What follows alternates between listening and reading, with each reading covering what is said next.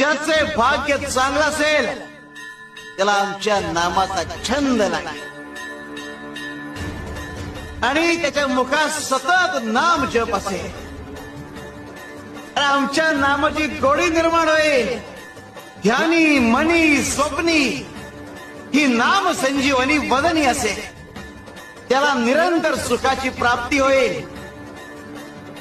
तसं मधाचं सेवन करण्यासाठी भ्रमर कमळ फुलात गुंतून पडतो आणि अत्यंत आनंदाने आणि आदराने मधाचा आस्वाद घेतो.